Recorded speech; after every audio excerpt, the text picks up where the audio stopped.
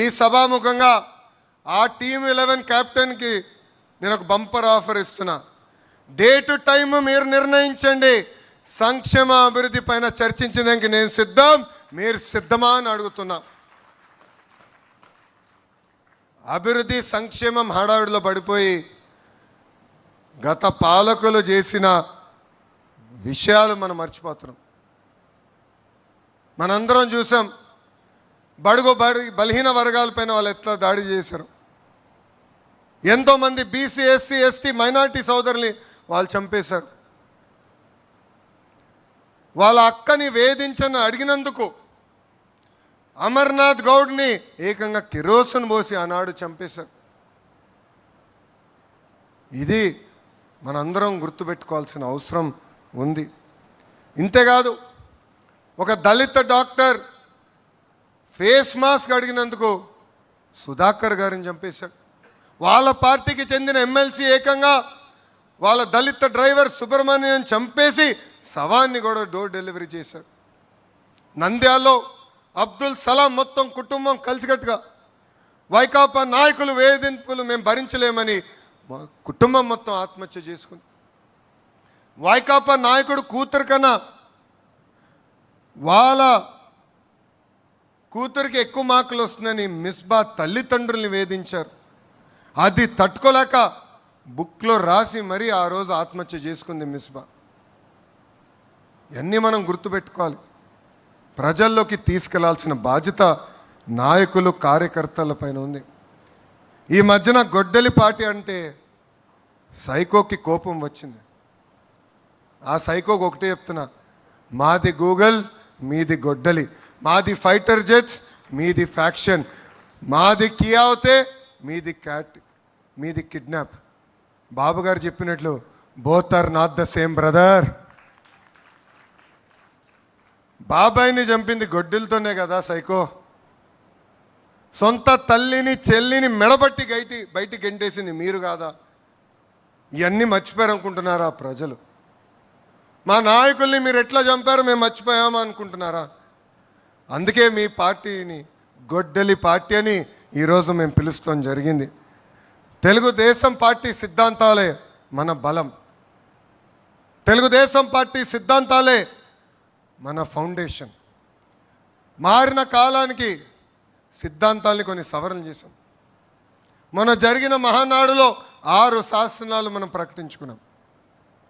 ఎప్పుడు ఏ నిర్ణయం తీసుకున్నా ఒక్కసారి కళ్ళు మూసుకుని 6 శాసనాల గురించి ఆలోచించాలని ఇక్కడున్న నాయకుల్ని, క్లస్టర్స్ ఉన్న కార్యకర్తలకి నేను పిలిపిస్తున్నా. తెలుగు జాతి విశ్వఖ్యాతి, యువగలం, స్త్రీ శక్తి, పేదల సేవల్లో సామాజిక న్యాయం, అన్నదాతకు అండగా కార్యకర్తలే మన అధినేత. ఈ 6 శాసనాలు మనం గుర్తుపెట్టుకోవాలి, రాసుకోవాలి. ఏ నిర్ణయం తీసుకున్నా ఈ 6 శాసనాలు ఒక్కసారి ఆలోచించి నిర్ణయం తీసుకోవాలని అందరినీ కోరుతున్నాం. నేను పార్టీలో సంస్కరణలు తీసుకొచ్చేదానికి అహర్నిశలు పోరాడా, ఇప్పుడు కూడా పోరాడుతూనే ఉంటాం. వేదిక మన పాలిట్ బ్యూరో సభ్యులందరూ తెలుసు, ఆనాడు జిల్లా పార్టీ వ్యవస్థ నుంచి పార్లమెంట్ పార్టీ వ్యవస్థ తీసుకొచ్చేదానికి సుమారుగా 2 సంవత్సరాలు నేను పోరాడా. నేను అనుకుంది సాధించలేకపోతే నేను అలిగి ఇంట్లో పడుకోలే. మళ్ళీ తిరిగి పాలిట్ బ్యూరోకి వెళ్ళా, నాయకులతో మాట్లాడా. నమ్మకుంది సాధించుకునే వరకు నేను వదలబెట్టలేదు. అంతేకాదు, పాదయాత్రలు నేను నడిచినప్పుడు కార్యకర్తలు అందరూ నన్ను అడిగారు, పనిచేసిన కార్యకర్తలు మీరు గుర్తించాలని. అందుకే టెక్నాలజీతో జోడించి మై టీడీపీ యాప్ తీసుకొస్తే చాలామంది నన్ను అడిగారు, మై టీడీపీ యాప్ అవసరమా అని. కానీ ఈరోజు చూడండి, గ్రామ స్థాయిలో ఏ కార్యక్రమం జరిగినా ఎవరు పనిచేశారో ఎవరు పనిచేయలేకపోయారో పార్టీకి నేరుగా తెలుస్తుంది. ఈరోజు క్లస్టర్లో మనం మహానాడు ఏర్పాటు చేసుకుంటే దానికి ఎవరు వచ్చారు, ఎవరు రాలేకపోయారు కూడా నేరుగా పార్టీకి తెలిసే పరిస్థితి. అందుకే పార్టీ చరిత్రలో ఎప్పుడు లేని విధంగా ఒక మండల్ పార్టీ అధ్యక్షురాలు శ్రీదేవి గారిని ఏకంగా పాలిట్ బ్యూరోకి తీసుకొచ్చిన ఘనత మన నాయకుడు చంద్రబాబు నాయుడు గారిది. అంతేకాదు, పార్టీ ఆవిర్భావం నుంచి ఏకంగా సీటు పొత్తుల్లో పోయినా అండగా నిలబడి ఎక్కడ కార్యకర్తలు చెక్కు చెదరకుండా మా మంగళగిరి నియోజకవర్గంలో క్లస్టర్ ఇన్ఛార్జ్గా పనిచేసిన ధనంజయ్ గారిని కూడా ఏకంగా పాలిట్ బ్యూరోకి తీసుకొచ్చిన ఘనత మన నాయకుడు చంద్రబాబు నాయుడు గారు. నిజం గడప దాటే లోపల అబద్ధం ప్రపంచం చుట్టూ తిరిగి వస్తుంది. ఈరోజు మనం చూస్తున్నాం ఆ సైకో పార్టీ, క్షమించాలి, గొడ్డలి పార్టీ, ఆ గొడ్డలి పార్టీ ఎలాంటి కుట్రలు చేస్తున్నాయో మనందరం చూడాలి. మనందరం అప్రమత్తంగా ఉండాలి. ఎవరు ఊహించిన విధంగా 150 రోజుల్లో మనం డిఎస్సి నిర్వహించి మనం ఉపాధ్యాయులకి ఆఫర్ లెటర్ ఇచ్చాం. ఆ గొడ్డలి పార్టీ నాయకులు వెళ్ళి ఏకంగా 200 కేసులు మన పైన పెట్టారు. డిఎస్సి అడ్డుకోవాలని ప్రయత్నించారు, కానీ ఎక్కడా వాళ్ళు అడ్డుకోలేకపోయారు. అందుకే ఇప్పుడు కొత్త డ్రామా తీసుకొచ్చారు డిఎస్సి పైన. అందుకే చెప్తున్నా, సైకో నీది 10th క్లాస్ పేపర్ లీక్ చేసిన బ్యాచ్, నాది స్టాన్ఫర్డ్ హిస్టరీ ఉన్న బ్యాచ్. టీచర్ని లిక్కర్ షాప్ ముందలు నిలబెట్టిన ఘనత మీది. టీచర్ని సింగపూర్కి ట్రైనింగ్ పంపించిన ఘనత మాది. 5 ఏళ్ళలో ఒక్క టీచర్ పోస్ట్ భర్తీ చేయలేని ఘనత మీదవుతే, మేము అధికారంలోకి వచ్చిన తొలి సంవత్సరంలోనే 16,000 టీచర్ పోస్టులు భర్తీ చేసిన ఘనత మాది. జాబ్ క్యాలెండర్ అని సాక్షి క్యాలెండర్ మీరిస్తే ఏకంగా సంవత్సరం పూర్తయిన తర్వాత అద్భుతంగా 10,000 ఉద్యోగాలతో జాబ్ క్యాలెండర్ కూడా విడుదల చేసిన బ్యాచ్ మాది. భూమి కంటే ఎక్కువ భారం మోసేది మహిళ. కొంతమంది మహిళలు కించపరిచే విధంగా తెలుగు వాడక భాషలో కొన్ని పదాలు వాడతారు. గాజులు తొడుక్కునేవా, చీర కట్టుకునేవా, అమ్మాయిలాగా ఏడవద్దని మాట్లాడతారు. నేను అనేక ప్లాట్ఫామ్స్లో దీని గురించి మాట్లాడా. ఈ పదాలకి ఫుల్ స్టాప్ పెట్టాల్సిన బాధ్యత ఇక్కడ ఉన్న మనందరిపైన ఉంది. మహిళల్ని గౌరవించాల్సిన బాధ్యత మనందరిపైన ఉంది.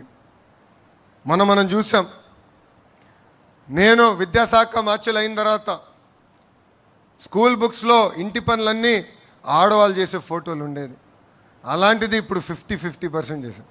అంటే 50% ఫోటోలు ఆడవాళ్ళు చేస్తున్నారు, 50% ఫోటోలు మగవాళ్ళు చేస్తున్నారు ఇంటి పనులు. ఎందుకంటే మార్పు మన ఇంటి నుంచి మొదలవ్వాలి. మార్పు అనేది మన పాఠశాల నుంచి మొదలవ్వాలని బలంగా నేను నమ్ముతున్నా. మన పార్లమెంట్లో మహిళా బిల్ కేంద్ర ప్రభుత్వం, ఎన్డీఏలో ఉన్న పార్టీలందరూ మద్దతు తెలిపి మహిళల కోసం రిజర్వేషన్ డీలిమిటేషన్ బిల్ మనం ప్రవేశపెట్టాం. మనం స్త్రీ శక్తిని నమ్ముకున్న వారం. ఆ బిల్కి సంపూర్ణ మద్దతు మనం తెలిపాం. కానీ ప్రతిపక్షంలో ఉన్న కాంగ్రెస్ పార్టీ, దాంతోపాటు ఉన్న కొంతమంది అలయన్స్ పార్ట్నర్స్ అందరూ ఆ బిల్లు ముందరికి వెళ్లకుండా చేశారు. అందుకే ఈ వేదికగా నేను ఒక ప్రతిపాదన చేస్తున్నా. రాబోయే రోజులు పార్లమెంట్లో బిల్ పాస్ అయినా అవ్వకపోయినా తెలుగుదేశం పార్టీ కనీసం 33% స్థానాలు మహిళలకి రిజర్వ్ చేయాలని నేను ఈ సభాముఖంగా తీర్మానం చేస్తున్నా. అంటే కనీసం 33% సీట్లు మహిళలకు అందించాలని. I strongly believe that the next era of Indian politics belongs to women leadership. India took a historic step by bringing the Women's Reservation Bill. Our vision is clear. Women must not remain beneficiaries alone. Women must become decision makers. Unfortunately, in the recent parliament session, opposition parties rejected this bill. Many parties talk about women empowerment during elections and forget about them after elections. But Telugu Desam Party, since our inception, always believed in the power of women. We have always supported their aspirations and dreams. We stood by them and we believe that they have greater role to play in Indian political discourse. Therefore, I propose that we leave from the front. Today, from this sacred Mahanadu stage, I propose that in the 2029 elections, Telugu Desam Party should allocate 33% seats to women, not as a slogan, but as a commitment to the future of India. We want more women lawmakers. We want more women leaders. We want more women policy makers. And future of Telugu Desam Party will be led shoulder to shoulder by our women. This is our resolve. This is our responsibility. This is our commitment. ఇక్కడ చాలామంది మగవాళ్ళందరూ నవ్వుతున్నారు. మొన్న మీ అందరికీ భోజనం పెట్టాను. ఎందుకు పెట్టాను ఇప్పుడు అర్థం ఉంటుంది అందరికీ. మనం ఇక్కడి నుంచి గేరు మార్చాలి. 2 సంవత్సరాలు హనీమూన్ పీరియడ్ అయింది. ప్రజల ఆశతో మనందరిని గెలిపించారు. ఒక అద్భుతమైన పరిపాలన అందించాలని మనం గెలిపించారు. ఈరోజు ఎప్పుడు లేని విధంగా సుపరిపాలన మనం అందిస్తున్నాం. లా అండ్ ఆర్డర్ ప్రాబ్లమ్స్ లేకుండా మనం చూస్తున్నాం. ప్రతిపక్ష పార్టీకి చెందిన నాయకులు ధర్నా చేయాలంటే శాంతియుతంగా మీరు ధర్నాలు చేయొచ్చని కూడా వాళ్ళందరికీ పర్మిషన్ ఇస్తున్నాం. ఎక్కడ వాళ్ళని అడ్డుకోలేదు, ఎక్కడ వాళ్ళ గేటుకి మనం తాళగట్టట్లేదు. సుపరిపాలన అనేది మన ప్రభుత్వం ట్రేడ్ మార్క్. మనం ప్రతి ఎన్నికల్లో సైన్యంగా పనిచేయాలి. చిన్న ఎన్నికలైనా పెద్ద ఎన్నికలైనా మనం ఒకటే గుర్తుపెట్టుకోవాలి, ఇది మా తెలుగుదేశం, నా తెలుగుదేశం, నా బాధ్యత అని ప్రతి కార్యకర్త ఒక నినాదంతో వెళ్ళాలి. మనం ఒక పెద్ద కుటుంబం, చిన్న చిన్న సమస్యలు ఉండొచ్చు, 4 గోడల మధ్యన కూర్చుని మన సమస్యలు మనం పరిష్కరించుకోవాలి. నేను ఇప్పుడే చెప్పా, నమ్ముకున్న సిద్ధాంతం కోసం నేను కూడా పార్టీలో పోరాడా, ఇప్పుడు పోరాడుతూనే ఉన్నా. కానీ ఏనాడు బయటకు వచ్చి మాట్లాడు, నిర్ణయం తీసుకున్నది ఒకటే ఉంటుంది నా దగ్గర, జై తెలుగుదేశం, జై చంద్రబాబు అని. ఈ నినాదానికి ప్రతి కార్యకర్త కట్టుబడి ఉండాలని నేను కోరుతున్నా. గౌరవ అధ్యక్షులు ఇప్పుడే చెప్పినట్లు అహంకారం వీడాలి. మనం చూసాం గతంలో 151 స్థానాలు 11 ఎట్లయిందని. ఇది మనందరం గమనించాల్సిన అవసరం ఉంది. ప్రజల దగ్గరికి వెళ్ళాలి, ప్రజలతో మమ్మక్యం అవ్వాలి, వాళ్ళ సమస్యలు పరిష్కరించే దిశగా మనందరం కష్టపడాలని ఇక్కడ వేదిక మీద ఉన్న పెద్దలకి, వేదిక మీద ఉన్న నాయకులకి, రాష్ట్ర వ్యాప్తంగా ఉన్న కార్యకర్తలందరికీ నేను పిలిపిస్తున్నా. ప్రభుత్వ కొనసాగింపు అనేది చాలా చాలా అవసరం. మనం చూస్తున్నాం, ఒక గుజరాత్, ఒక ఒరిస్సా లాంటి రాష్ట్రాలు ఈరోజు ఏ స్థాయికి వచ్చినాయో అందరూ ఒక్కసారి ఆలోచించాలి. 1983లో తెలుగుదేశం పార్టీని అన్న ఎన్టీఆర్ అధికారంలోకి తీసుకొచ్చారు. ఆయన పార్టీని 1982లో స్థాపించారు. ఈరోజు ఈ మీటింగ్ వచ్చే ముందల ChatGPTలో కొట్టా. 1982లో హ్యూమన్ డెవలప్మెంట్ ఇండెక్స్ తలసరి ఆదాయంలో ఆంధ్ర, ఒరిస్సా రాష్ట్రం ఎలా ఉండేదని, దాంట్లో మీరు చూస్తే చాలా పారామీటర్స్లో ఆంధ్ర రాష్ట్రం, బీహార్ ఒకే రకంగా ఉంది. మన తలసరి ఆదాయం అప్పుడు కేవలం 10 నుంచి 15% ఎక్కువ ఉండేది. అలాంటిది తెలుగుదేశం పార్టీ అధికారంలోకి వచ్చింది కనుకనే, ప్రజలు ఆశీర్వదించి దీవించి మనకు అవకాశం ఇచ్చారు కనుకనే ఈరోజు ఆంధ్ర రాష్ట్రానికి ఈ స్థాయి వచ్చింది. ఇంకా బీహార్ వెనకబడే పరిస్థితికి వచ్చింది.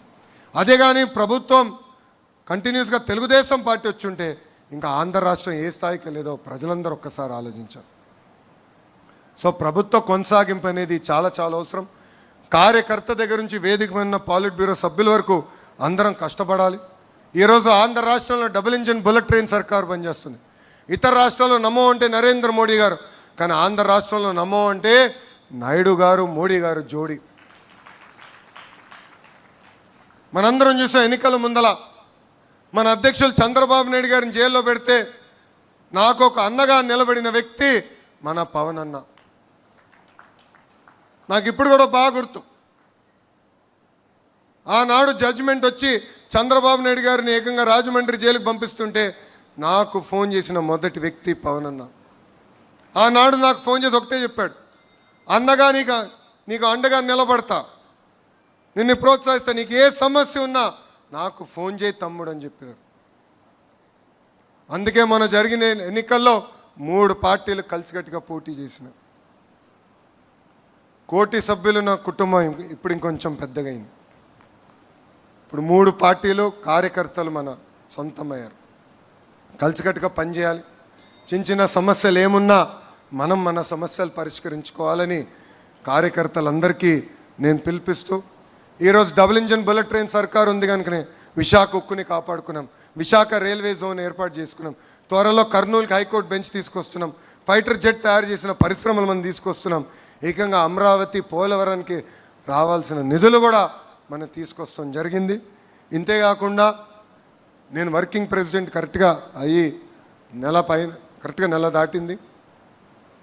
అటు తెలంగాణ అండమాన్లో ఉన్న తెలుగుదేశం పార్టీని కూడా బలోపేతం చేయాల్సిన బాధ్యత నా పైన ఇప్పుడు ఉంది. తప్పనిసరిగా నాయకుల్ని కార్యకర్తలను కలుస్తా. అక్కడున్న కార్యకర్తల నాయకులందరూ కూడా ఒకటే పిలిపిస్తున్నా, పార్టీ ఏ కార్యక్రమం ఇచ్చినా మనం జయప్రదం చేద్దాం, కలిసికట్టుగా పనిచేద్దాం. గ్రామ స్థాయి నుంచి మళ్ళీ తెలుగుదేశం పార్టీ కలిసికట్టుగా పూర్వ వైభవం తీసుకొద్దామని వాళ్ళందరికీ సభాముఖంగా నేను హామీ ఇస్తూ, నాకు ఇంత అద్భుతమైన అవకాశం ఇచ్చిన మీ అందరికీ పేరు పేరున నా హృదయపూర్వక ధన్యవాదాలు తెలుపుకుంటూ మీ అందరి దగ్గర నుంచి సెలవు తీసుకుంటున్నా. జోహార్ అన్న ఎన్టీఆర్, జోహార్ అన్న ఎన్టీఆర్. చంద్రబాబు నాయుడు గారి నాయకత్వం, చంద్రబాబు నాయుడు గారి నాయకత్వం. జై తెలుగుదేశం, జై తెలుగుదేశం, జై హింద్.